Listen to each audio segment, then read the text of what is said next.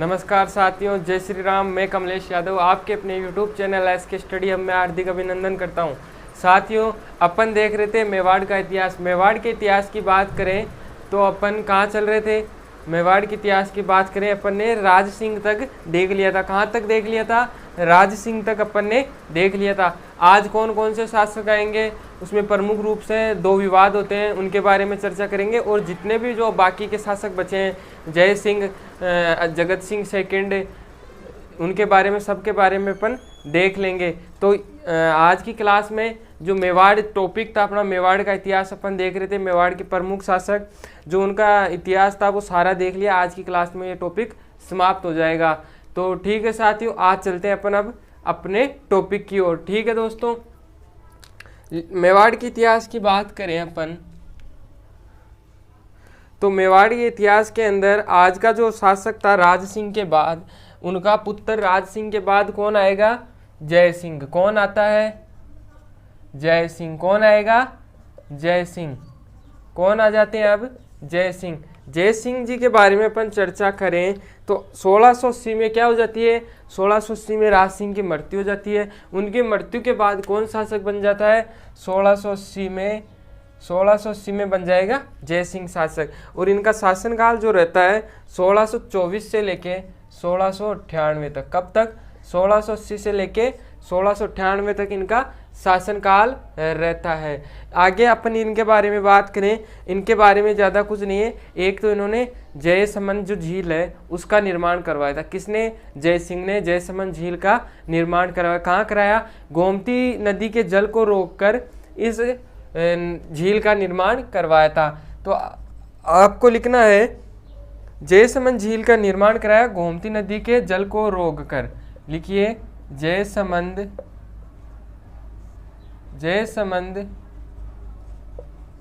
झील का निर्माण करवाया। किसको रोककर? गोमती नदी के जल को रोककर। ये भी आपको, और जो राजसमंद झील है वो भी गोमती नदी के जल को रोककर ही करवाया गया है। गोमती नदी के जल को रोककर करवाया गया, ये आपको ध्यान में रखना है। और इस जयसमंद झील को क्या ढेबर झील के नाम से भी जाना जाता है? किस नाम से? ढेबर झील के नाम से भी जाना जाता है। इस झील को किस नाम से जाना जाता है? ढेबर झील के नाम से भी इस झील को जाना जाता है। और इसके बारे में बात करें, कुल इस पे कितने? कुल 7 टापू बने हुए हैं। पूछ ले ढेबर झील या जयसमंद झील के किनारे कितने टापू बने हुए हैं? तो 7 टापू बने हुए हैं। कितने? 7 टापू। उनमें से सबसे बड़ा जो है, सबसे, इनसे ही पूछता है क्वेश्चन, सबसे बड़ा टापू। एक पूछता है सबसे छोटा टापू। सबसे बड़े टापू की बात करें, सबसे बड़ा टापू तो कौन सा है? बाबा का भांगड़ा। और सबसे छोटा कौन सा है? प्यारी। क्या नाम है उसका? प्यारी। ये आपको ध्यान रखना है। सबसे बड़ा टापू क्या है? बाबा का भांगड़ा। सबसे छोटा टापू प्यारी। कौन सी झील के किनारे है? राजसमंद या ढेबर झील के किनारे है। कुल कितने टापू है? 7 टापू है। सबसे बड़ा टापू क्या है? बाबा का भांगड़ा। सबसे छोटा क्या है? प्यारी। तो आपको ये ध्यान रखना है। और ये किसके, मतलब जय सिंह के काल की घटना है, ये ध्यान रखना है। जय सिंह का काल 1680 से 1698 तक, ये भी आपको ध्यान रखना है। और इसके बारे में एक और क्वेश्चन पूछ सकता है, वो है दरबारी विद्वान। क्या? दरबारी विद्वान। कौन कौन थे दरबारी विद्वान? तो उनके बारे में लिखिए आप। दरबारी विद्वानों की बात करें तो इनके जो दरबार में था वो थे दयाराम। क्या नाम था? दयाराम। क्या नाम था? दयाराम। और उनकी एक रचना थी, उसका नाम था राम रासो। रचना कौन सी थी? राम रासो। पूछ ले राम रासो रचना किस के द्वारा लिखी गई? तो दयाराम। और किसके शासनकाल में? जय सिंह के शासनकाल में। तो जय सिंह के शासनकाल से जो क्वेश्चन पूछे जाते हैं, बस इतना ही पूछा जाता है जय सिंह के बारे में। अब आगे जो शासक बनता है वो कौन आएगा? वो आएगा जगत सिंह। कौन आएगा? महाराणा अमर सिंह। इनके बाद में जो शासक बनेगा वो कौन है? महाराणा अमर सिंह। उनका 1698 से लेके कि कब तक रहता है? 1710 तक वो शासक बने रहते हैं। कौन आ जाएगा अब? अमर सिंह सेकंड। कौन आएगा? अमर सिंह सेकंड। हटा दूं इसको? ठीक है साथियों, अब इनके आगे अपन देखते हैं अमर सिंह के बारे में। स्क्रीनशॉट ले लेना आप इसका। अब लिखो आप अमर सिंह। क्या? अमर सिंह के बारे में देखेंगे अपन। कौन शासक बनता है? अमर सिंह शासक बनेंगे। तो लिखो अमर सिंह के बारे में। कौन शासक बन गया? अमर सिंह सेकंड। ये भी आपको ध्यान रखना है, अमर सिंह सेकंड। शासनकाल कब से कब तक रहता है? 1698 से लेके 1710 तक क्या रहता है? इनका शासनकाल रहता है। कब से कब तक? 1698 से 1710 तक। अमर सिंह की बात करें तो इसके समय क्या हुआ था? एक जो देबारी समझौता होता है वो किनके शासनकाल के समय होता है? अमर सिंह के शासनकाल के समय ही होता है। अब अपन इसके बारे में चर्चा करें कि अमर सिंह के शासनकाल के समय कौन सा समझौता हुआ, तो वो कौन सा समझौता था? देबारी समझौता। कब हुआ? 1708 ईस्वी में हुआ था। उसके बारे में अपन चर्चा करें तो उस समय क्या है, दिल्ली पे जो शासक था, दिल्ली पे औरंगजेब था। औरंगजेब की क्या 1807 में क्या हो जाती है? मृत्यु हो जा 1708 में 1708 में औरंगजेब की मृत्यु हो जाती है। तब उसके दो पुत्र मुअज्जम और आजम क्या करते हैं? उत्तराधिकार के लिए लड़ते हैं। कुछ राजा उनका साथ देते हैं। उस समय का क्या था? दिल्ली का शासक ये था। अब बात करें मेवाड़ का, तो मेवाड़ का जो उस समय शासक था वो कौन था? अमर सिंह सेकंड था। कौन था? अमर सिंह द्वितीय।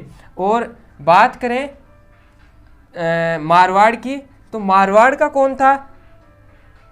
जयपुर का तो कौन था? जय सिंह, सवाई जय सिंह। कौन था? सवाई जय सिंह। कहाँ का था? सवाई जय सिंह तो कहाँ का था? जयपुर का। और इधर क्या था?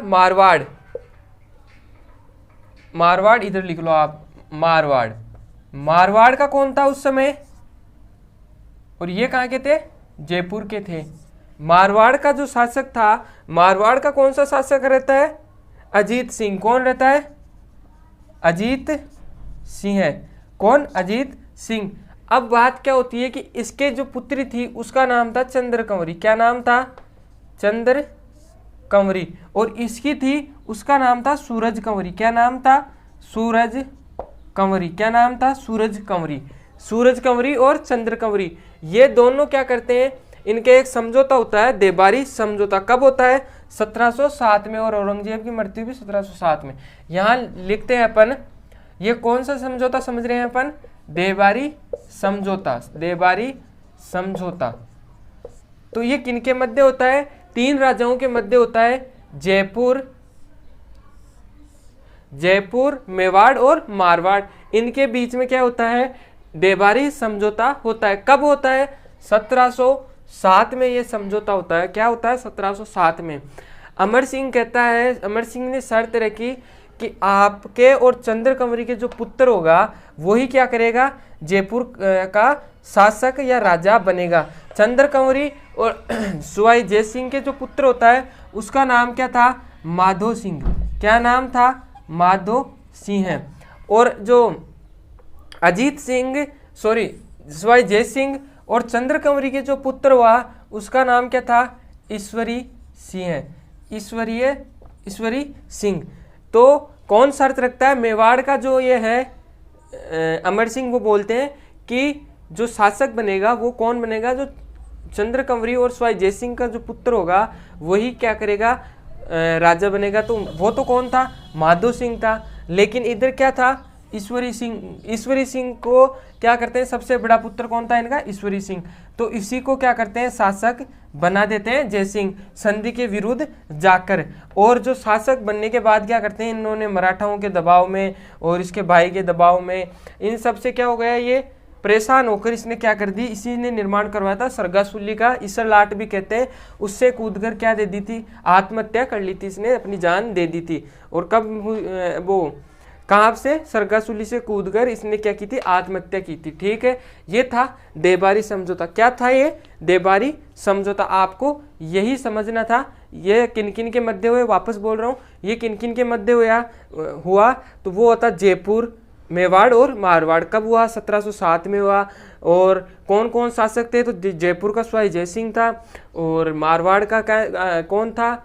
अजीत सिंह, और मेवाड़ का अमर सिंह सेकंड। तो आपको यही ध्यान रखना है, ये था केवल कब की, किसके शासनकाल की घटना है? अमर सिंह के शासनकाल की घटना है। अब अपन देखेंगे किनके बारे में?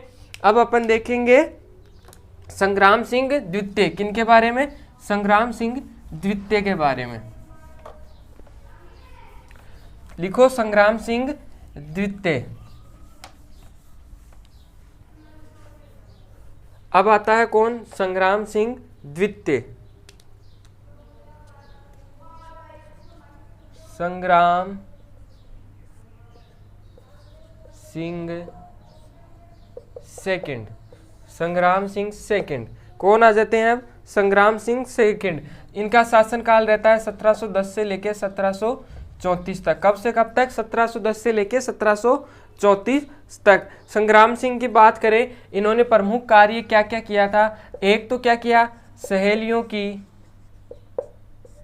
सहेलियों की बाड़ी का निर्माण करवाया। कहाँ करवाया? उदयपुर में, जहां अभी अपन घूमने भी जाते हैं। सहेलियों की बाड़ी का निर्माण करवाया। किसने करवाया? संग्राम सिंह द्वितीय ने करवाया था। आगे बात करें तो है संग्राम सिंह के समय सीसारमा गांव में, क्या इनके शासनकाल में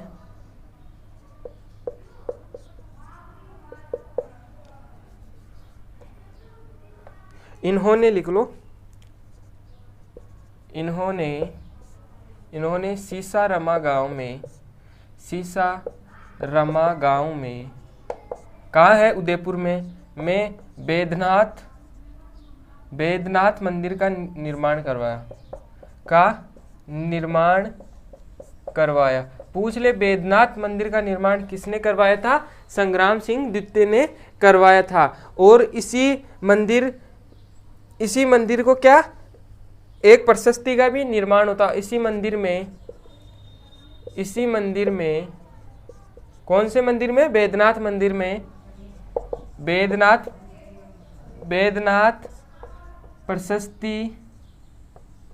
प्रशस्ति का निर्माण किया या करवाया।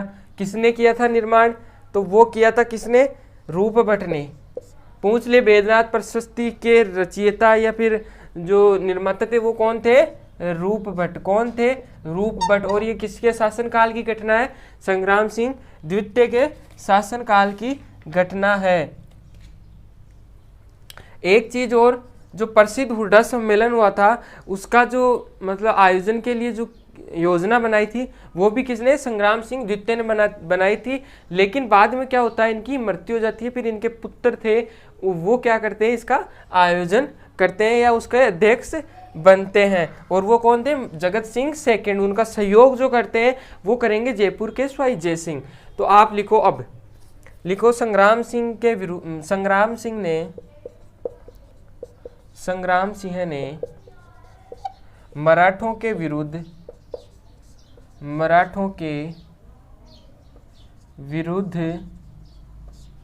1707 में हुड्डा सम्मेलन,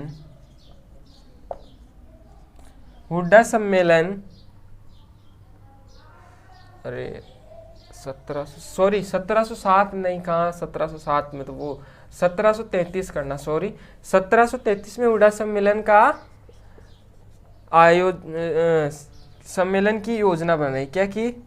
सम्मेलन की योजना बनाई। किसने बनाई?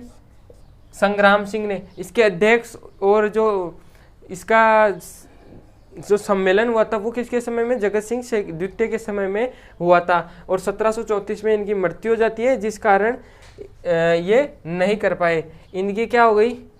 इनकी मृत्यु हो जाती है। इनकी मृत्यु हो जाती है, तो इसकी अध्यक्षता ये नहीं कर पाएंगे। फिर आगे जो शासक बनेगा वो कौन बनेगा? जगत सिंह सेकंड। कौन बनेगा? जगत सिंह सेकंड।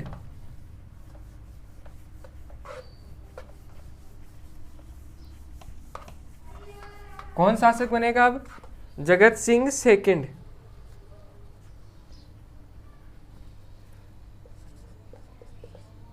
जगत सिंह सेकंड। और इनका शासनकाल कब से? 1734 से 1751। 1734 से लेके 1751 तक क्या रहता है? इनका शासनकाल रहता है। इनकी प्रमुख घटनाओं के बारे में इन्होंने क्या क्या किया था? तो इन्होंने कुछ नहीं, केवल उसकी अध्यक्षता की थी। तो अब लिखो आप 1734 में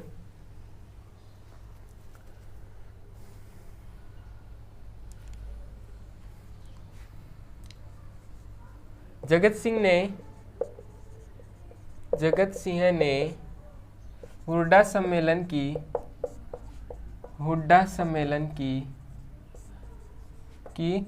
अध्यक्षता।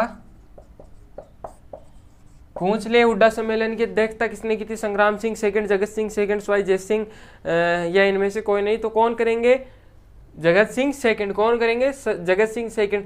कब आयोजन होता है? 1734 में हुड्डा सम्मेलन का आयोजन होगा। किसका? अध्यक्षता की सवाई जय सिंह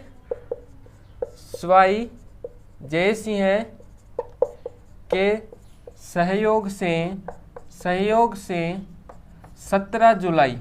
कब? 17 जुलाई 1734 को।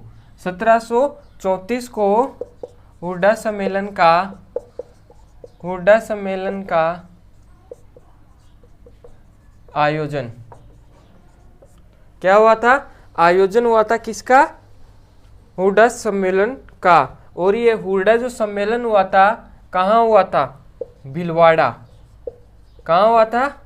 भीलवाड़ा में हुआ था। और बात करें, इन्होंने जगत सिंह ने जगविलास जो जगनिवास महल है, जगनिवास महल का निर्माण करवाया। और कहाँ है ये? पिछोला झील के किनारे। पिछोला झील के किनारे क्या किया था इन्होंने? जगविलास मंदिर या जगनिवास मंदिर का निर्माण करवाया। अब जो शासक आता है वो कौन आता है? भीम सिंह। कौन आएगा? भीम सिंह, महाराणा भीम सिंह। हटा दो इसको।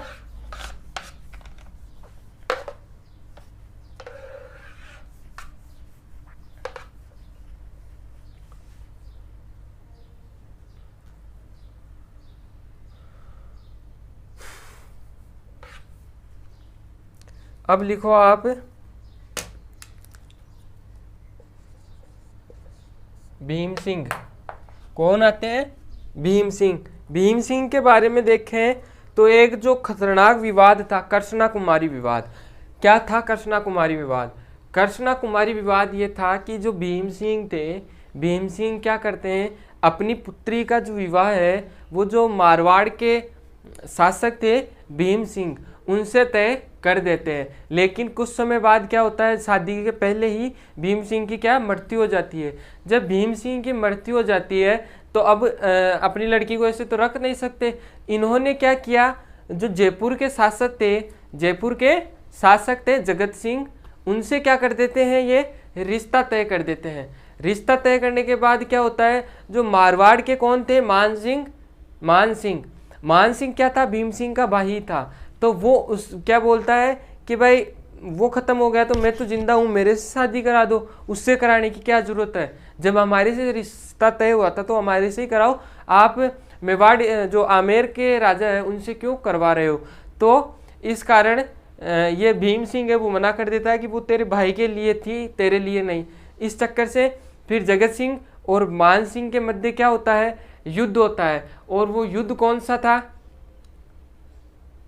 युद्ध होता है। और उस युद्ध के कारण क्या करते हैं, अमीर खां पिंडारी और एक क्या नाम था उनका, वो 2 जने थे, उन्होंने क्या किया, कृष्णा कुमारी को जहर देकर मार दिया और इस विवाद को समाप्त किया। इस प्रकार एक तो ये विवाद था। तो चलिए अपन देखते हैं इधर इसकी ओर। और वो युद्ध था, उस युद्ध का नाम था गिगोली का युद्ध। कहाँ? गिगोली का युद्ध। और कहाँ हुआ था? बीकानेर में हुआ था ये युद्ध। तो लिखो आप,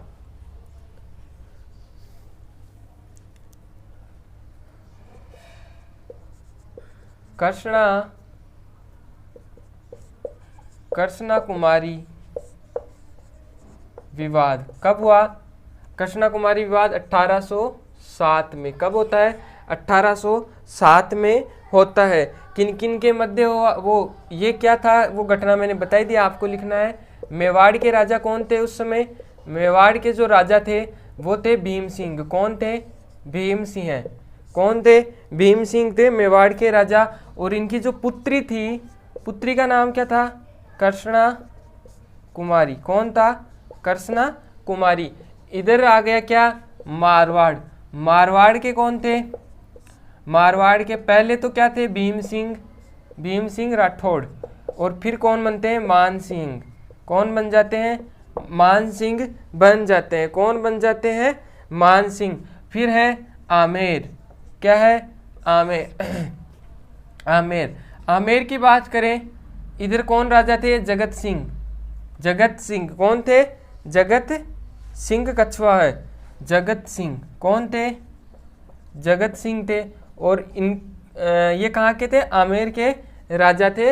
ये आपको ध्यान रखना है। विवाद किन दोनों के मध्य होता है? मारवाड़ और आमेर के मध्य होते हैं भीम सिंह और जगत सिंह। युद्ध होता है। युद्ध कौन सा था? गिगोली का युद्ध।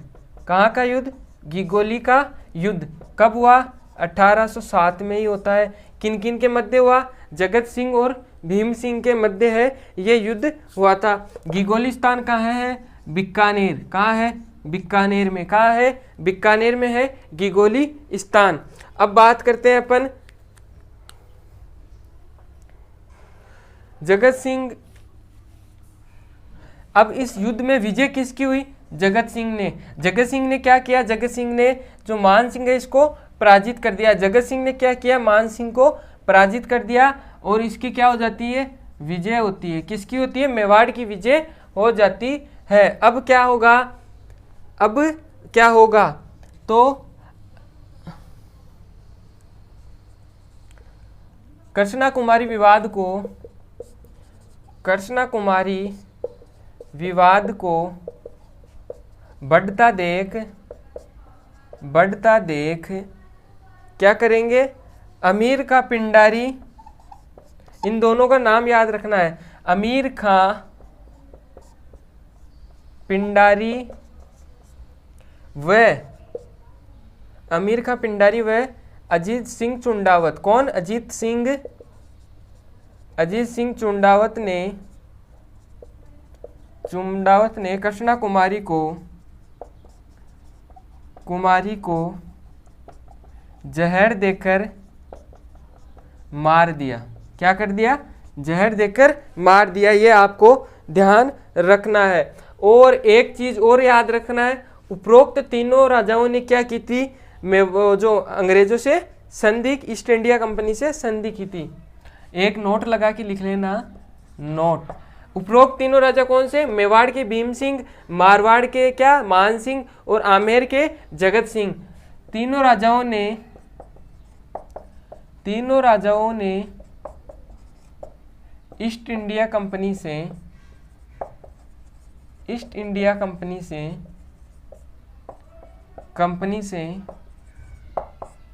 संधि की। पूछ ले, ईस्ट इंडिया कंपनी से संधि करने वाले आमेर के राजा कौन थे? जगत सिंह। मेवाड़ के कौन थे? वो कौन हो जाएंगे? मेवाड़ के मान सिंह। मारवाड़ के कौन? मान सिंह। और मेवाड़ के कौन है? मेवाड़ के हैं भीम सिंह, और मारवाड़ के हैं मान सिंह, आमेर के हैं जगत सिंह। ये आपको ध्यान रखना है, ईस्ट इंडिया कंपनी से संधि करने वाले राजा। अब जो अगला शासक आएंगे वो है स्वरूप सिंह। कौन सा शासक आता है अब? स्वरूप सिंह। तो देखते हैं अपन स्वरूप सिंह को। ये कृष्णा कुमारी विवाद आई होप आपको समझ आ गया होगा। कब हुआ था? 1807 में हुआ था। किन किन के मध्य हुआ? ये हुआ था जगत सिंह और मान सिंह के मध्य। विजय किसकी हुई? मान सिंह की। कब हुआ? 1807 में हुआ। यह आपको ध्यान रखना। कृष्णा कुमारी को जहर देकर किसने मारा? आमिर खां पिंडारी और अजीत सिंह चुंडावत ने। किसने? अजीत सिंह चुंडावत ने। अब लिखो स्वरूप सिंह। कौन आएगा? स्वरूप सिंह। स्वरूप सिंह। स्वरूप सिंह के बारे में अपन ज्यादा कुछ नहीं है। 1857 के क्रांति के समय एक तो क्या थे? ये मेवाड़ के राजा थे। जब 1857 की क्रांति हुई, पूछ ले 1857 की क्रांति के समय मेवाड़ के राजा कौन थे? तो कौन थे? स्वरूप सिंह। एक है जो विजय स्तंभ है, विजय स्तंभ की जो 9वीं मंजिल पर बिजली करने के कारण नष्ट हो गई थी, उसका क्या जीर्णोद्धार करवाया था या पुनर्निर्माण करवाया था? किसने? स्वरूप सिंह ने। तो लिखो स्वरूप सिंह के बारे में। 1857 की क्रांति के समय,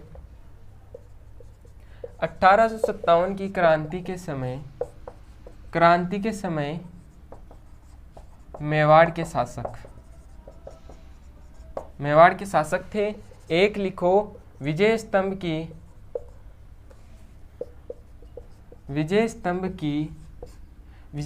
की 9वीं मंजिल का जीर्णोद्धार करवाया। और क्यों करवाया?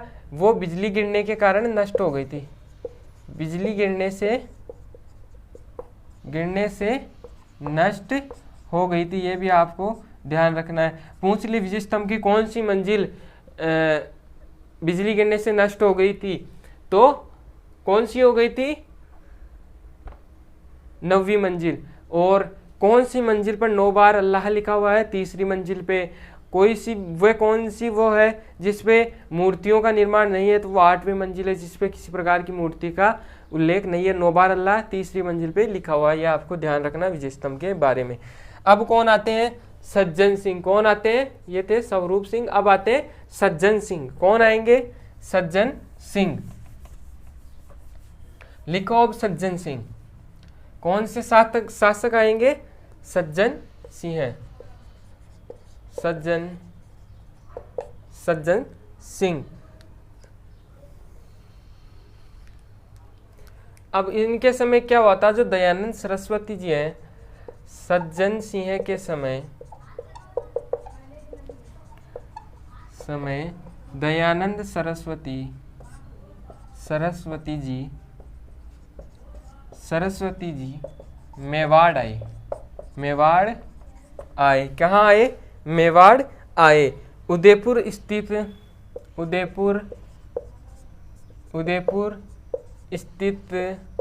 गुलाब बाग में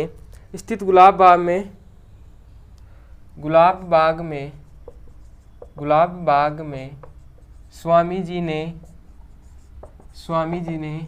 अपनी पुस्तक, क्या नाम था पुस्तक का? सत्यार्थ प्रकाश। पुस्तक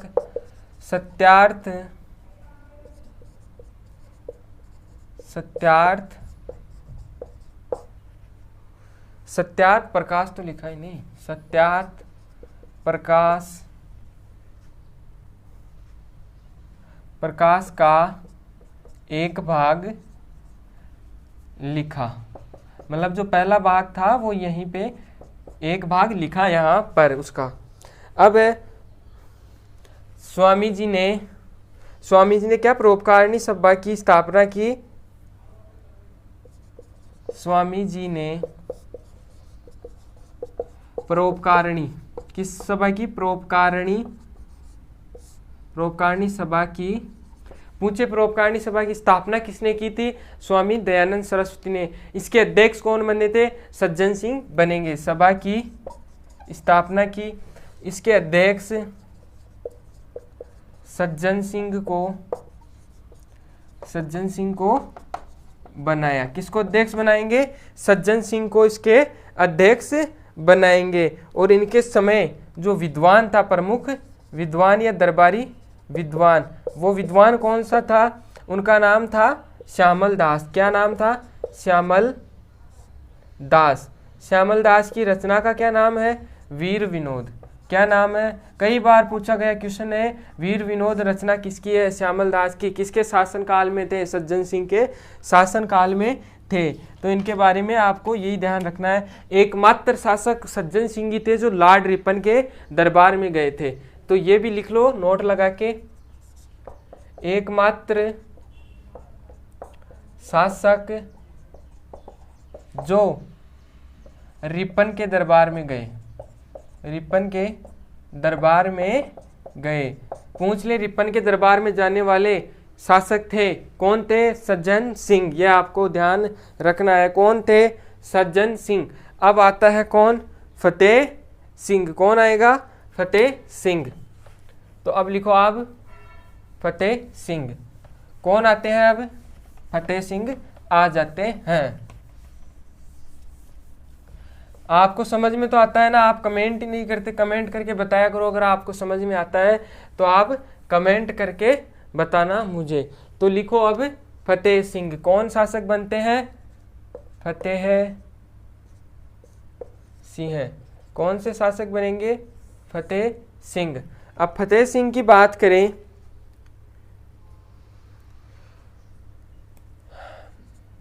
आप लिखो अब बिजोलिया व भेगू किसान आंदोलन इन्हीं के समय हुआ।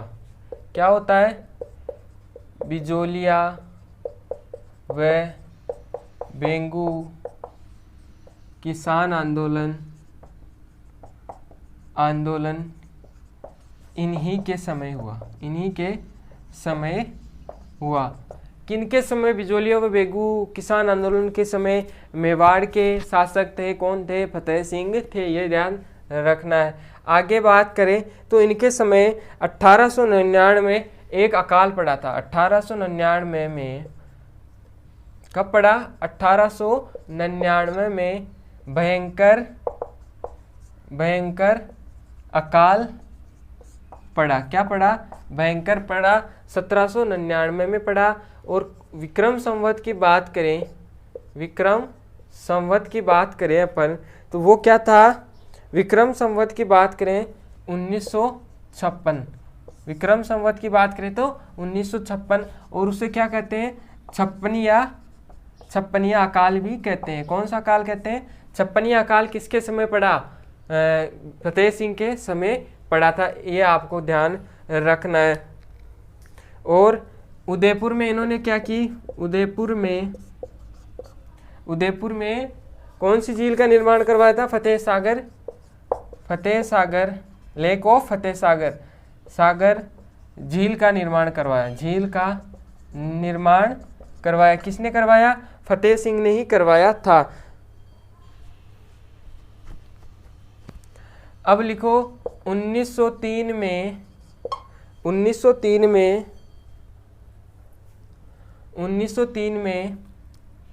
फतेह सिंह को लॉर्ड कर्जन के दिल्ली दरबार में आमंत्रित किया गया। ये भाई साहब जाने को तैयार भी हो गए थे। लेकिन बाद में क्या है, जो चेतावनी चूंकते लिखते हैं कौन? केसरी सिंह बारट, जिसके कारण ये वापस वहाँ पे नहीं जाते हैं। ट्रेन में बैठ भी जाते हैं, लेकिन वो जो पढ़ के जो 13 सोर्ट थे चेतावनी चूंकटिया, वो पढ़ के क्या करते हैं? इनका हृदय परिवर्तित होता है और ये वापस चले आते हैं। तो आपको क्या लिखना है? लेकिन केसरी सिंह बारेठ द्वारा लिखित चेतावनीरा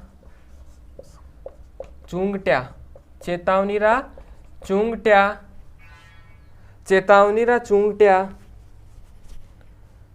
नामक रचना पढ़ने के बाद नहीं जाते हैं। क्या है? चेतावनीरा चूंकटिया। तो ये क्या है? डिंगल भाषा में लिखा गया है। कौन सी भाषा में? डिंगल भाषा में। और इसमें क्या है? 13 सोरठे हैं। क्या है? 13 सोरठे हैं। कई बार पूछा गया है कितने सोरठे हैं, तो 13 सोरठे हैं चेतावनीरा चुंगट्या। और कौन सी भाषा में लिखा गया है? डिंगल भाषा में लिखा गया है। किसके द्वारा? तो ये लिखा गया है केसरी सिंह बारट द्वारा। और कहाँ जाने के लिए, मतलब जो फतेह सिंह है उसको दिल्ली दरबार में उपस्थित न होने के लिए लिखा गया था चेतावनीरा चुंगट्या।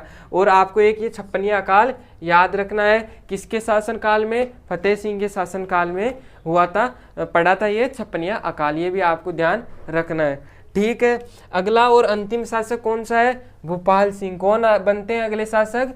भूपाल सिंह।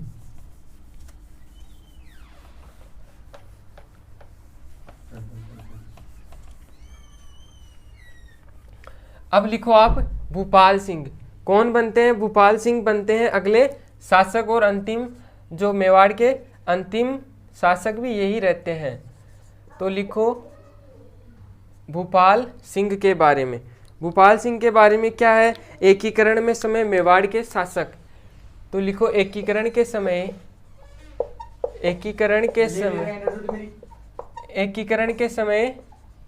मेवाड़ के शासक। मेवाड़ के शासक पूछे एकीकरण के समय मेवाड़ के शासक कौन थे? भूपाल सिंह। कौन थे? भूपाल सिंह थे एकीकरण के समय मेवाड़ के शासक। और एकीकरण के समय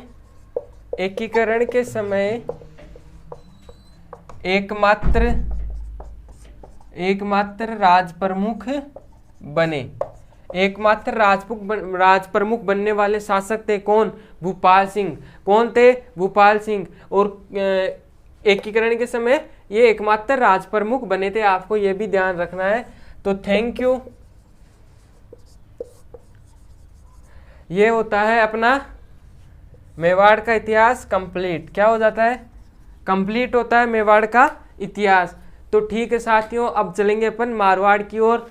तो आपको कैसा लगा ये सारी क्लासें? आपको टोटल शायद आज 12वीं क्लास है मेवाड़ की। तो आपको जो भी नहीं देखा वो सारी क्लासें देख लेना। एकदम परफेक्ट नोट्स बनाने के लिए ये बहुत ही शानदार है। आप घर पे बैठ के ये नोट्स बना सकते हो, चाहे आप राजस्थान की कौन सी ही एग्जाम की तैयारी कर रहे हो, सब में यही काम आते हैं। और ये वही क्वेश्चन है जो बार बार एग्जाम में दोहराए जाते हैं। तो ठीक है साथियों, आपको इनमें से कुछ भी बाहर नहीं जाएगा, ये आपको लिखना ही है। मैं आपसे विनती करता हूँ, अगर आप ये वीडियो देखते हो तो नोट्स ज़रूर बनाया करो। और अगर कोई छूट रहा है या कोई गलती है तो आप, वैसे तो कई भाई तो कमेंट करके बोल देते हैं कि गुरुजी ऐसे ये नहीं था, ये था, कुछ अगर गलती हो जाती है, इतना मैटर लिखाते हैं तो कई शब्द हैं जो निकल जाते हैं मुंह में से और पढ़ाते समय थोड़ा पता भी नहीं चलता है। और अधिकतर बार तो हम खुद भी बता देते हैं, जैसे कोई गलती होती है तो हम बता देते हैं। तो ठीक है साथियों, धन्यवाद। जय हिंद, जय भारत। मिलते हैं अगले वीडियो में, तब तक के लिए धन्यवाद। मंजिल ने हौसलों से कहा तेरे बस की बात नहीं। हौसलों ने मंजिल की आंखों में आके डाल के बोला चल झूठी तेरी इतनी औकात नहीं। माँ तेरे पसीने की हर बूंद को मोती सा चमकाऊंगा, तू सपने बड़े देख, सब पूरे करके तेरा शेर दिखलाएगा, पूरे करके तेरा शेर दिखलाएगा। थैंक यू सो मच, धन्यवाद।